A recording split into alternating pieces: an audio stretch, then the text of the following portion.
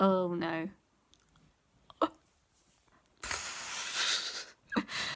Oh. Oh. Hang on.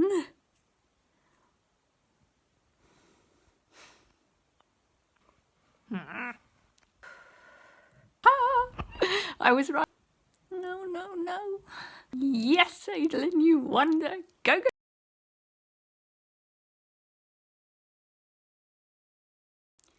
So, having finished my re-listen of the first 4 books of the Stormlight Archive and the novellas as well, I am about to start book 5.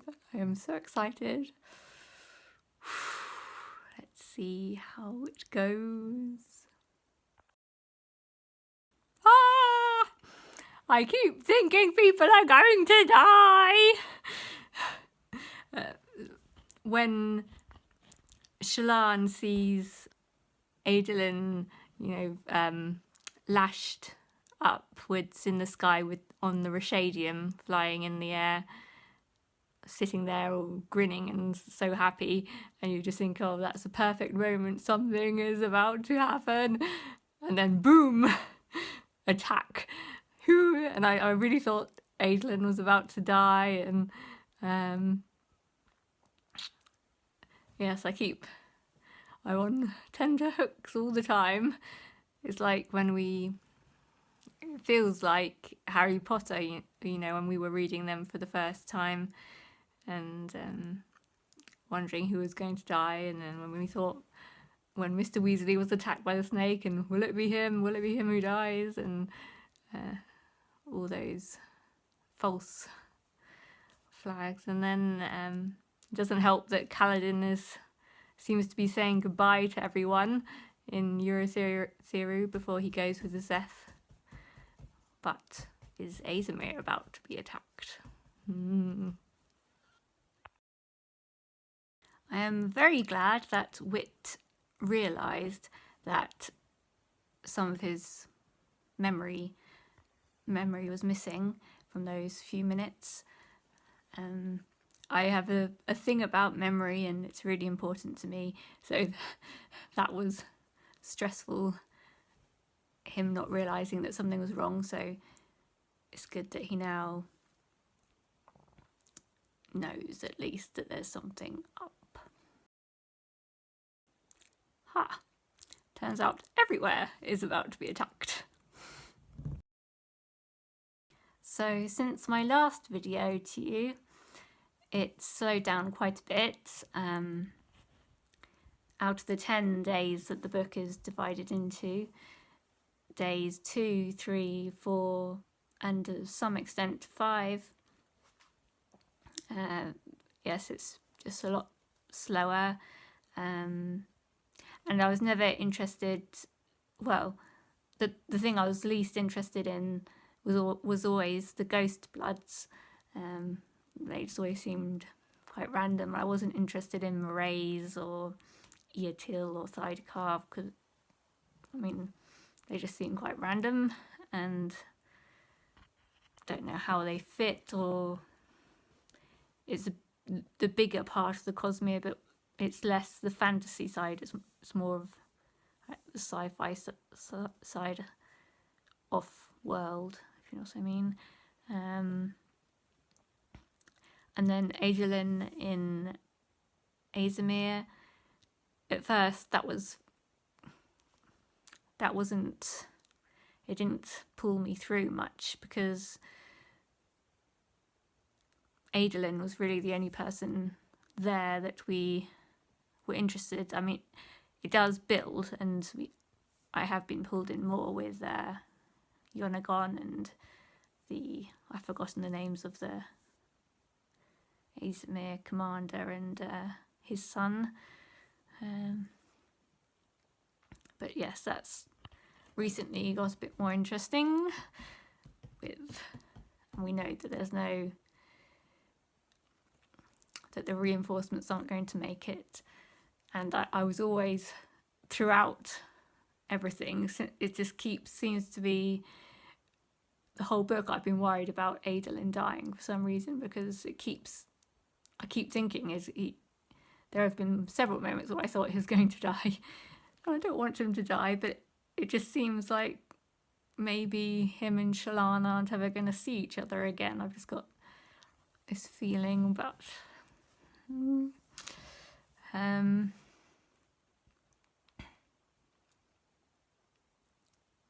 yes, and then it picks up definitely on day 6.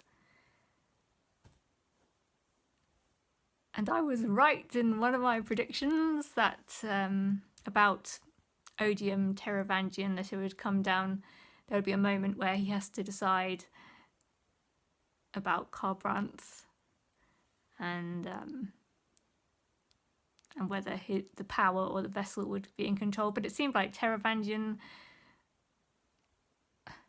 made that decision anyway, and that was the vessel. But that was the whole reason he gave up. Everything was for Carbranth, and now it's all destroyed by a tidal wave, it seems.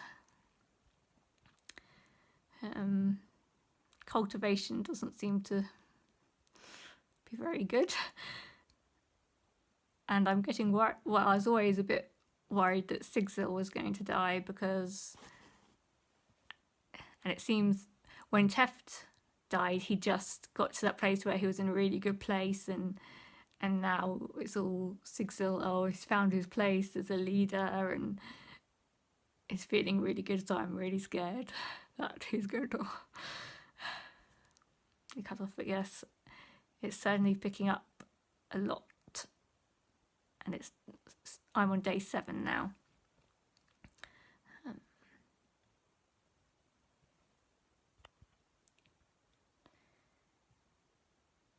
But we still haven't really learned anything new, I don't think. So all the big reveals and revelations and surprises hopefully are still to come.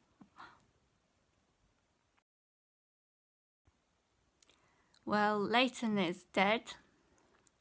We all knew that Bridgefall wasn't going to come out of all this unscathed, and there would definitely be some deaths. So I guess Leighton going isn't as bad as others, but with his death rattle, is it just a possible future? Will Sigzil be able to stop it happening, or at least have more peace about it? Or otherwise Sigzil is going to die. And it appears Moash has become rather a one-dimensional villain. I thought maybe he might be able to be saved, or there would be some sort of redemption, but maybe not. And Teravangian as well has become a one-dimensional character, is Odium now.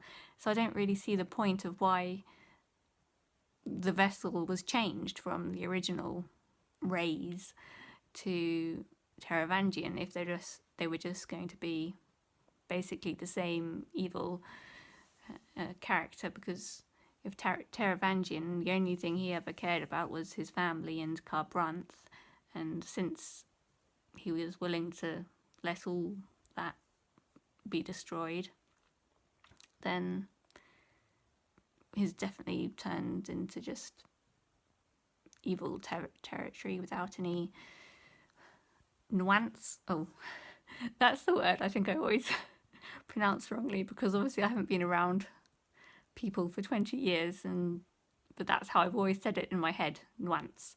But I think it's nuance or nuance. If you're American, I don't know. But I always say nuanced in my head. So yes, less nuance with Moash and Teravangian at the moment. And with little Gav, I'm wondering why he's in those, why he's with them, why Brandon Sanderson would have put him in there, into the spiritual realm. Is it going to be because there's a trace of Elukar in the spiritual realm, because he was saying the words, life before death, as he died, but he didn't get to finish saying them. But did he have investiture when he died or not? And so is some of him in the spiritual realm, or dead people in general in the spiritual realm? Because Dalinar said he thought he heard Evie as well.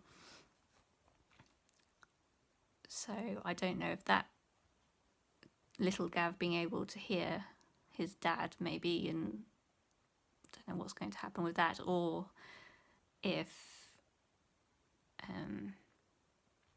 somehow something's going to happen with time, and Gav might come out of the realm as an older person, so he'd be able to take up the throne properly. Or maybe if Honor's power, he would become the vessel for Honor's power, maybe, because it has to be, well, it seems like maybe it has to be someone who doesn't want the power, or so maybe Gav will be that. Bit confused at the moment, because I thought that we already knew that the reason the recreants occurred was because they gave up their powers because they didn't want to destroy the world, because the surges and their powers were dangerous. But the thing that's just happened in that glade with Gareth and who was in love with the singer, and Barado Mishram, and that bondsmith in the old days, Malishi, killing Mishram. They seemed to think it was a big revelation that the surges could destroy the world, and that's why they gave up the powers in the recreants. But we already knew that, so a bit confused why they're thinking that's a big revelation when that's something that we already thought. And I mentioned that in before I started the book. I thought there was going to be something more to it, and maybe there is.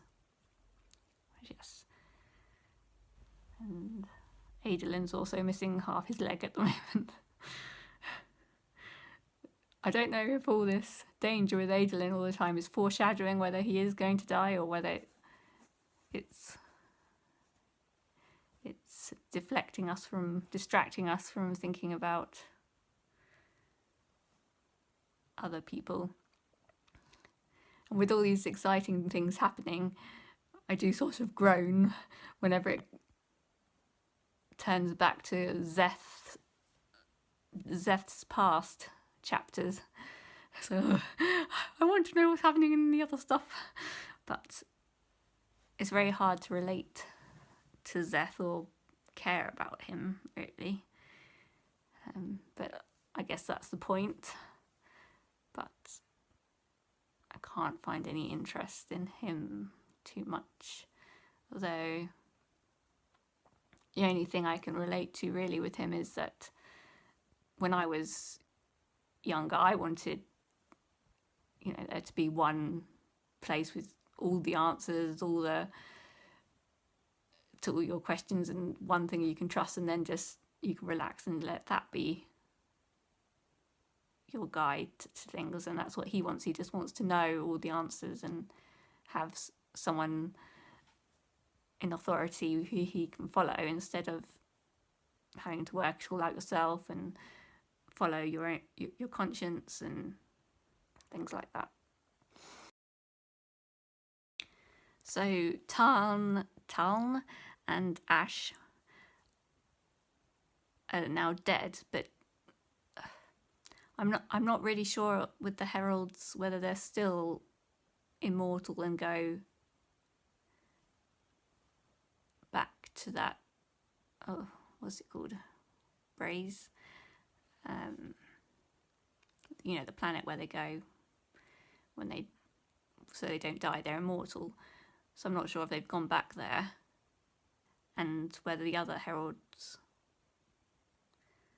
or what happened to Yezrian, whatever he's called, because it sounds like he's definitely dead. So, but if the heralds are going to be important,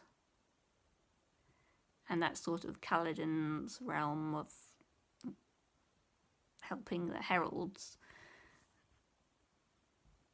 Oh no, I hope Kaladin doesn't have to take the place of like what Yezrian used to have to do. No, but if he's trying to heal the heralds, what would that mean? I don't know.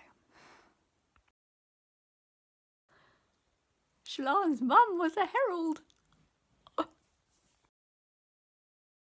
So I've just had the final chapter of day 8, where Dalinar in the spiritual realm has been seeing lots of visions, and the last one was of him with Evie, and I'm so glad that they've come back to this, because I've always had a problem with Dalinar, and I always thought, why are we meant to like him? Because he's committed, I mean, I know he's committed lots of crimes, but especially that atrocity at Rathalas, and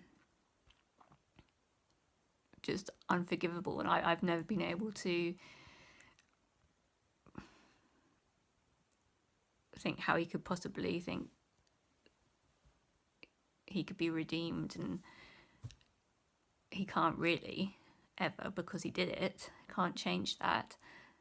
And even after he initially got his memories back and did that whole thing about the next step and all that, and when he did the perpendicularity, and it felt too easy then, and I'm glad that we've come back and he's probably had to see it, and he never felt like he properly realised the extent of what he'd done. And maybe even not now, but it's better than it was before. And so, yes, I've always had that thing with Dalinar. Why can't I like him? Because when we first met him, we didn't know about all those things. So to then be told it afterwards, when we thought he was a good person, but then it was confusing. But it's very realistic to life, I feel. And we also had on day 8 Shallan meeting her mother in the spiritual realm, at her wedding, in that encounter. And I'm glad that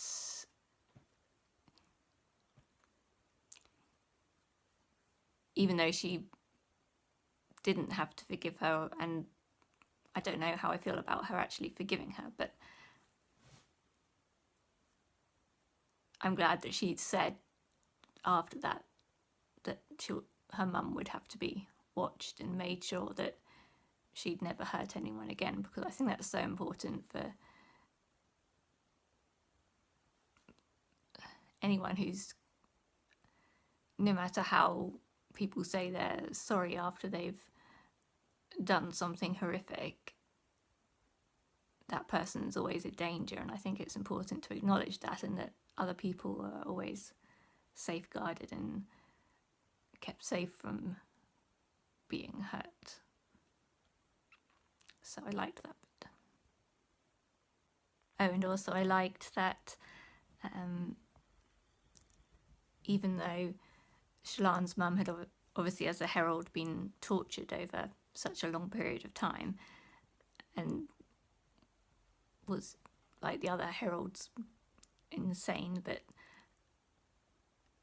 that it was emphasised that, though that's an explanation and reason for why she did what she did. It's not an excuse, and that's, yes, I like that. And that being hurt yourself is, there's no excuse there for then hurting others. I think it's funny how earlier I was like, oh no, what happens if Kaladin takes the place of Jezrien or Jezrien in the Oath Pact? But in fact, that's what the heralds were planning for Szeth. But I always thought they were going to come up with another way than the Oath Pact, because that's obviously a terrible solution, people being tortured. So yes, I thought Dalinar and co were going to think of something else. But I don't know how this 10-book arc is going to work. Well, 10-book series in 2 arcs. And so I don't know whether they won't be able to come up with a solution at the end of this arc, at the end of book 5. And so the temporary thing will be to have to do the Oath Pact, but leaving them in a stronger position for next time, for the next desolation, or in which case, if Szeth is, they're intending that for Szeth, since Kaladin regards Szeth as a sort of Tien substitute, or what would have happened to Tien, his brother, then will Kaladin step in and save Szeth from that fate? But I'm hoping that, because the heralds are all crazy anyway, so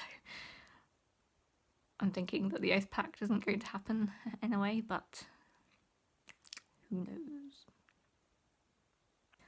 Also, I don't know how much the heralds' minds are being affected by simply the trauma from all the torture, and how much their minds are being influenced by this unmade in Shinovar. And obviously they've been being influenced by this unmade in Shinovar for quite a while. They must be aware, or at least at first they could, because they were told by the voice what it was, that it was an unmade. So there must have been a good reason that they chose to do that, unless they're just... And we don't know who the unmade is. I always thought Anat was sort of a good unmade, because of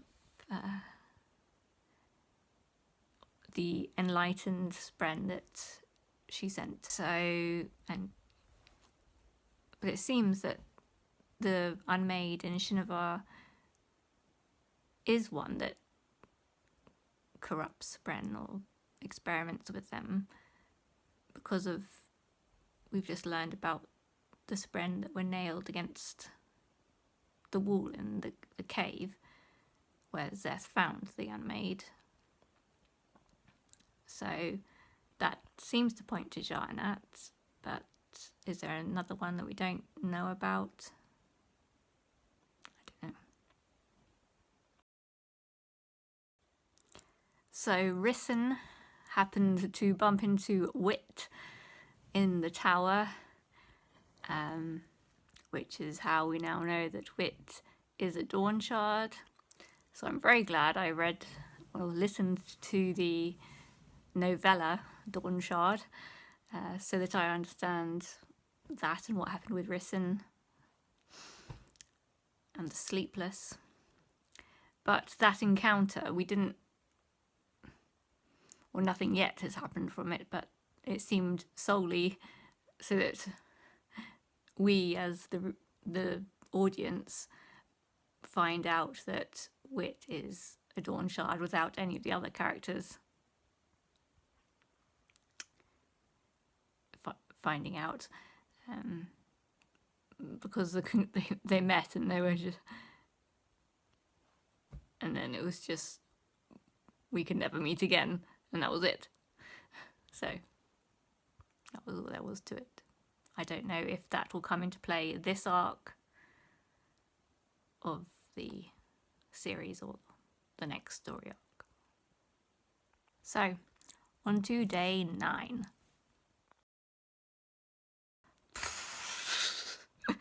What are you doing to me, Brandon Sanderson? Oh, I've just had the fight between Kaladin and Nalan, Nin, whatever he's called, in the monastery, which of course came down to not fighting. In the end, it came down to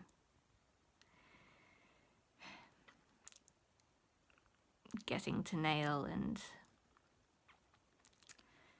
helping him, and the wind came and the flute, and it all came together, and so many times where I wondered if either Kaladin or Zeth or Syl was going to be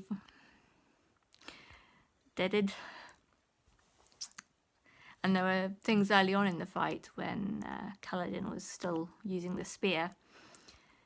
Just a few asides, like mentioning Leighton, how Leighton would have been in a fit if he'd known about the rip in his uniform, because Leighton had been the quartermaster. But of course Kaladin doesn't know that Leighton is now dead, and that pulled on the heartstrings. And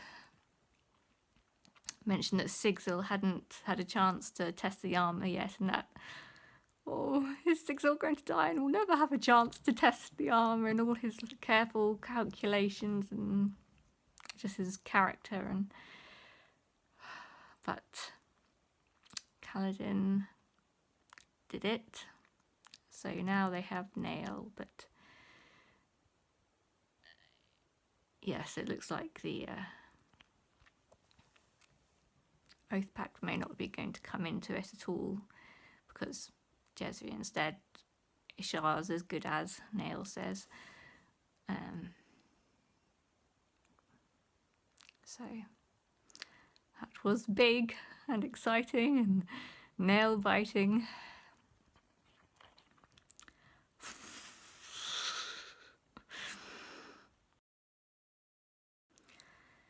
Oh, Yasna.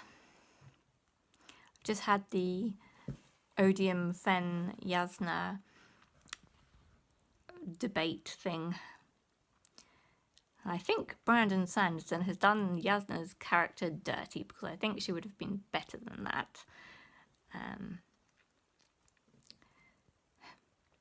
She didn't use what I would think was the two most obvious arguments, which is that the most recent contract that Odium made, he found a way to make loopholes in it, and that's why they're in the situation they're in, because he's found a loophole that meant that if he was in those cities, and the borders would freeze, and with the capitals, if he was in the capital cities. And so why didn't Yasna say that to Fen? Or that, well, Odium kept saying that Alethkar would act for itself and it's at all costs and sacrifice Thalenar, but recent events prove that wrong, because they just, in the Battle of Thalen Field, they sacrificed their people themselves so much to save Thalen City. They've just literally saved them. So she had that proof just there. So I don't think Odium would have actually won or persuaded Fen. I think both Fen and Yasna's characters have been done dirty there. I like Yasna. And hang on. Before the Odium, Yasna, Fen meeting, there was that little line about Yasna finishing up some business with over Spanreed with the Shattered Plains, was it? So maybe Yasna is part of Sigzil's and Venli's plan. I don't know what that is yet, but the listeners are on Narok Prime with the chasm fiends. So it looks like Sigzil's and Venli's plan is that they were at the centre of the seats of power when their plan is to be at the capital, as it were, when the borders freeze. So maybe Yasna's that whole thing was a ploy, and she and Fen could they have faked all that?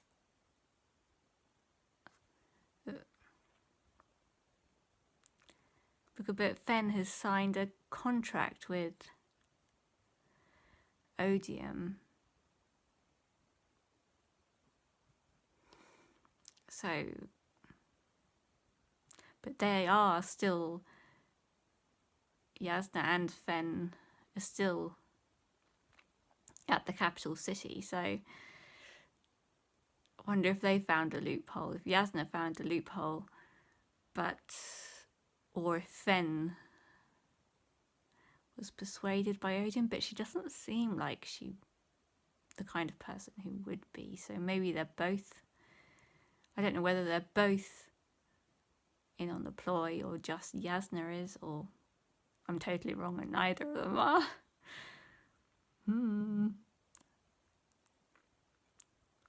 Which means they would have, or I don't know whether Sigzil and Venli arranged it so the listeners will hold that territory, not humans, because it's the listeners who are on Narok Prime.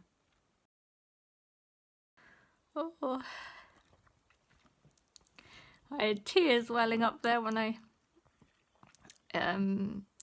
Sigzil and Moash, and Sigzil had to renounce the bonds to save Vienta, and when Lopin came crashing in, I thought, oh no, Lopin's going to die instead, and I couldn't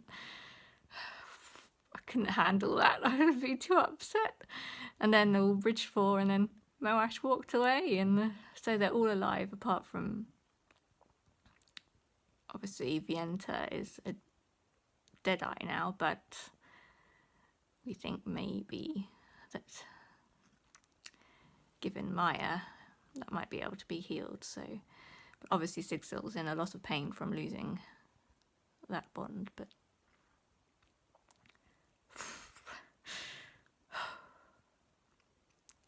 could have been worse. He changed, well, he didn't change the future, it was only a possible future, so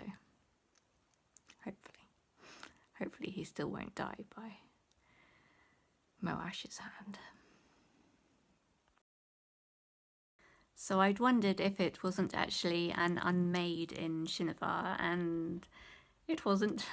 It was Ishar, which makes sense, because I was thinking if it was an unmade, then it was somehow linked to Ishar, because we knew that Ishar was doing all those experiments on Spren when they found all the Spren that Ishar had somehow brought in their forms from the cognitive realm into the physical realm, and they were all dead. So when we found out about the Spren nailed to the wall, it reminded me of that. So I should have guessed more then that it was Ishar and not an unmade, because that's not what Ja and Nat does at all. So I should have known that. And the pools or wells of power of the three gods. So if cultivations, we know, is definitely in the Horn-Eater Hills, but it seems that Nail thinks that this well of power in Shinovar is Odium's well of power, but Venli, when she was in the Shattered Plains, thinks that's Odium's well of power. So one of them can't be, one of them has to be Honor's, but Honor's one moves around, and the one in Shinovar seems pretty set there, and the one in the Shattered Plains, that seems like that one's always been permanently there, because that's why all the chasm fiends flocked that area and all the rocks know about it. So does Honor's power actually, well of power, not move around? Or is there another one? I don't know. Oh yes, and in that little info dump that we've just had with Nail, we also now know why, when Mishram was imprisoned, that all the singers were enslaved into dull form, because she was connected to all the singers because she found the well of power of Odium, and so was connected to all the singers like that. So that would indicate that the Shinovar one was the Odium's power, unless she did it through the Shattered Plains and Ishar and Nail just don't know about that. But yes, I don't know which well of power is whose. I don't like it, I don't like it, I don't like it. What he's done to Yasna, defeated and broken, and it looks like it wasn't a ploy or a trick, and that Yasna wasn't pretending to be defeated by Odium as a trick or part of Sigzil's plan.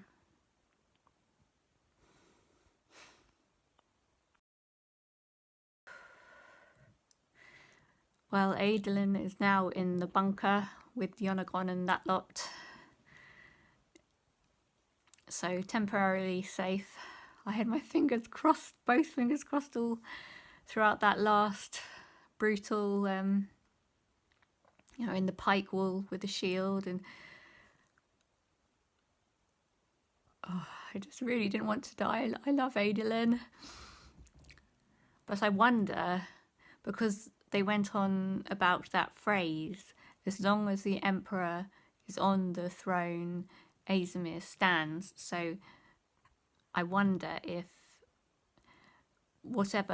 because Maya is on her way with whatever help she is bringing, I wonder if they will, from the bunker, will then decide to try and make it to the throne room, and so that Yonagon is still on the actual throne when the time is up. And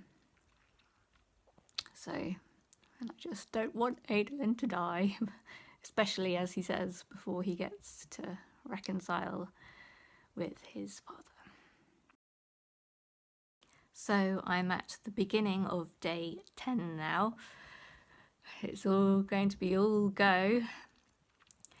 But what I think needs to happen as a more permanent solution, instead of just handing it off to the next generation and the next generation all the problems, because they can't defeat Odium, it seems, or contain.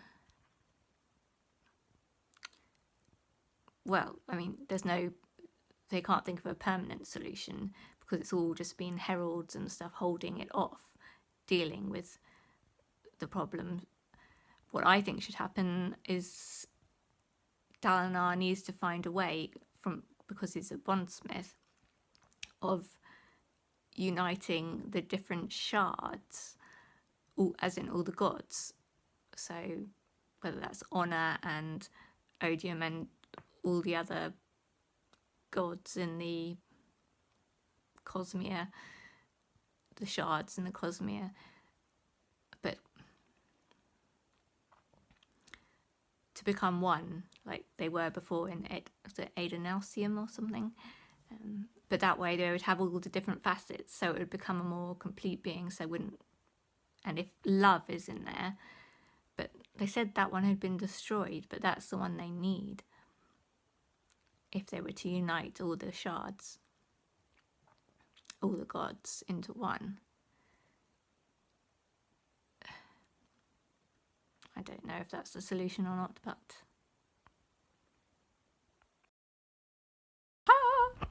I was right. They're going to try for the throne. Adolin and Yonagon and that lot. They're going to try to get to the throne physically. Elokar? Odium's champion is Elokar? What? I can't believe my earlier musings about Gavinor, little Gav, were sort of right. I guessed that maybe he was in the visions and he'd come out aged, older. But this is just so sad. It's not Elokar that's Odium's champion, it's Gavinor, and he's been in the spiritual realm for 20 years. And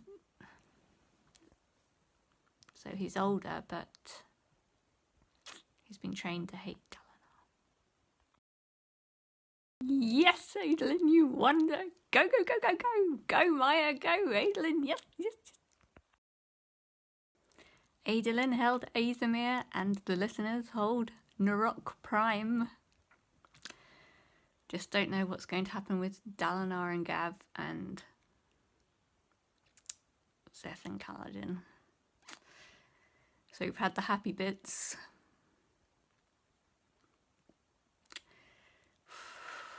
Are the sad bits to come.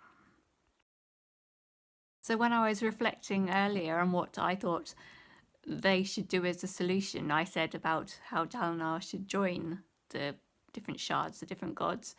Well, part of that has sort of happened with, so Odium took on Honor's power, so they're one at the moment, which has attracted all the attention of the other shards in the Cosmere. So I don't know if they will destroy him or that will end up being, they'll all join. But anyway, very worried for Kaladin at the moment, because although Sword Nimi chose to stop and make its own choice about not destroying, not killing its friends, and so Kaladin and Szeth, I thought, were a bit reprieved because Dalinar renounced his oaths, which would kill and the Stormfather was killed by Odium. What does that mean for all the Spren? And the Wind has been saying all this time to Kaladin that he would have to be the defender of all the Spren. Also, very worried for Shallan, who seems to be was out of reach of getting through in the Oath Gate with Renarin and R'Lain to Eurytheru, and so she's stuck in the cognitive realm. And I wonder if I've been worrying about the wrong person all this time. All through the book, I've been worried about Adolin dying because I had a feeling that him and Shallan wouldn't meet again. But have I been worried about the wrong part of that couple? And it's Shallan who's going to die, because there was that ominous when Shallan, Kaladin and Adolin said goodbye to each other at the beginning of the book. Well, not right at the beginning, but when they went their separate ways. They said Shallan was making Kaladin promise that they would be together at the end with, I've forgotten what it was, laughter and stories. And she was very insistent, so one of those, at least one of the three, isn't going to be able to make it, I think. So out of Adolin, Shallan and Kaladin, who, it seems like Adolin is the safer one at the moment, so Kaladin and Shallan, what will happen?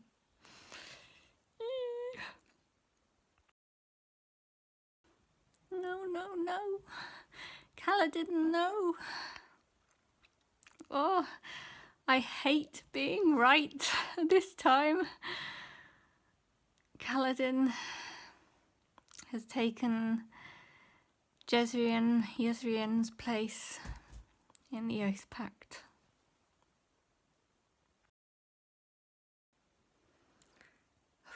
So it is finished. I've finished the audiobook. I might seem a bit deflated, and it's less of a self-contained story arc than I thought it was going to be. So the story isn't over like as much as I thought. So the characters are going to carry on, it seems, but it was what it was, and it wasn't a victorious one, because I thought I'd be all elated and euphoric and, that swelling of feeling, but just a bit flat at the moment, because, it sort of didn't end well. All the characters think that Dalinar did die, but they all think he failed and that he lost, but he did something different. So he forced what he did forces, instead of the people of Rashar having to always deal with the problem of odium, now retribution, forced the other shards to have to take notice, and they'll have to take responsibility because he's now a threat to them. And it also allows Honor, the shard that mixed with odium to make retribution, Dalinar has allowed Honor that time to watch and learn and consider what he's done and why. So that might come into it.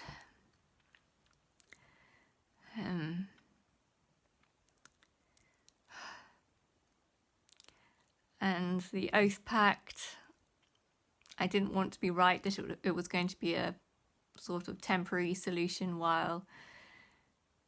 but it would be a bit different, that it would leave them in a stronger position for next time, which is the idea that Kaladin will have the chance to help heal the heralds, so that when they come back next time, they'll be stronger, because this time the Oath Pact,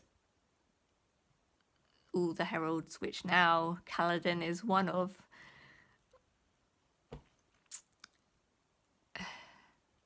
they're not being tortured anymore, so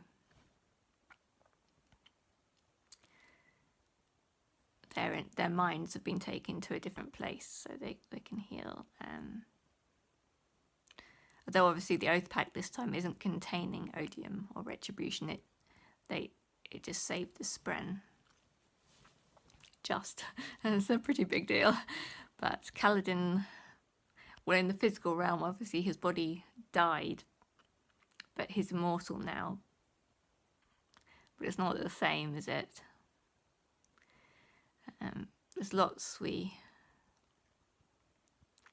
loads of characters that we haven't sort of heard from for quite a while, and so I was thinking their stories would come to an end and everything, but it's all carrying on. So we didn't see what happened with Gav or Lift, because I thought I thought Lift was going to be sort of spying on the end, on that, on the Battle of Champions, and that she'd feel awful because she was the reason that Gav, well, she was sort of the reason why Gav was dragged into the spiritual realm to begin with, and what happened to him. So I thought she was going to, because she ran on Tower Light, I thought she was going to be the one who helped Gav, but that didn't come to anything. We haven't heard about Lift or anything. We haven't heard anything about Rock or Lopin since the Shattered Plains. We haven't heard from Lopin. Of course, Sigzil now has a Dawn Shard in him, and looks like he'll be going off world. But yes, time is passing differently in Roshar than the rest of the Cosmere because of the time bubbly thing that came as a result of the 2 shards of Odium and Honor merging into Retribution. And then there was that twist of Teravangian did sort of save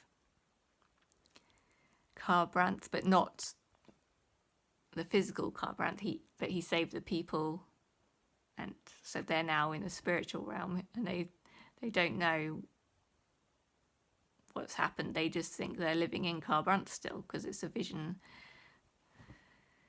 They don't know it's a vision. So Teravangian knows that Dalinar's philosophy was right, sort of, and that he was wrong. Yes, so, I mean, I didn't want it to end. I loved every second of it. And the books always make you feel, the Stormlight Archive as a whole, they always make you feel so good. Like the world can be better, like you can be better. Just that goodness, and it's so lacking in other books that can be rather bleak. And yes,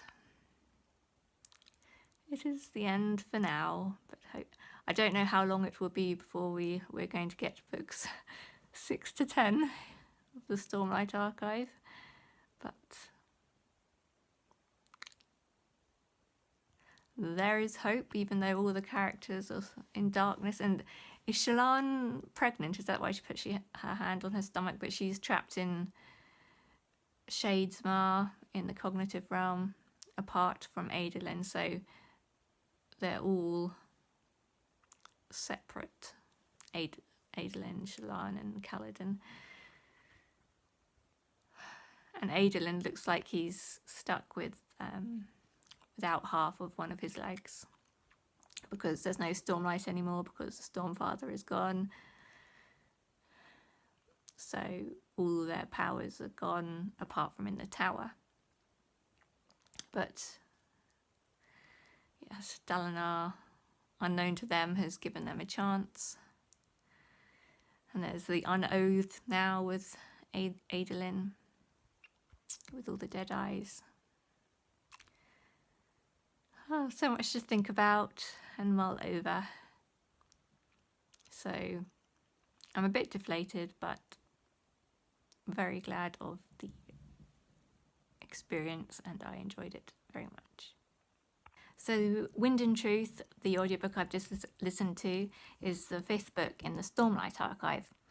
And to give you an idea of how much I love the Stormlight Archive, I would say it's in my top 3 favourite book series of all time, probably along with Harry Potter and the Hunger Games trilogy.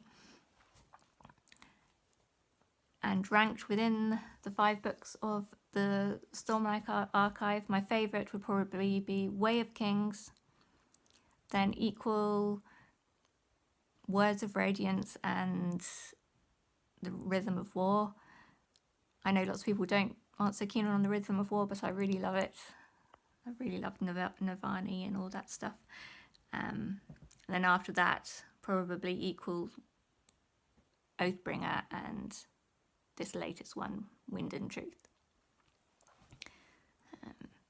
Probably because those ones are more Dalinar, and I less and less keen on Dalinar, really.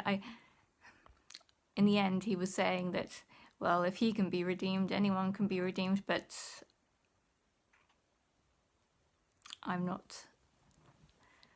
don't think he can be, really, but for the purposes of the story.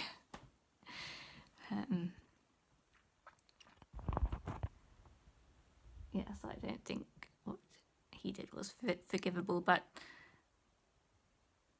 as a consequence, I guess, of what he's done in the past, it hasn't entirely left him, because although he died and his soul went on to the next place and was at peace and everything, there is that odium or retribution now because of the echo in his past and the vision of his memories and stuff that took on a life of its own, and the person that Dalinar used to be in, who did that, all those mass murders and things, is that sort of going to come alive and become this evil Dalinar that retribution is going to use to lead his armies. So yes, but on the whole, I love the Stormlight Archive because it's just masterful plotting, such in-depth character work, and just the emotion and how good it makes you feel inside. And say if you're contrasting it with things like Game of Thrones, which is mesmerizing but just horrific, and it leaves you feeling down and like the world is awful and people are awful, but this more lifts you up and hope for something better. If you enjoyed this video, please consider looking at gofundme.com/SaveJenny to find out about the urgent and essential neurosurgery that I need and am fundraising for. Thank you.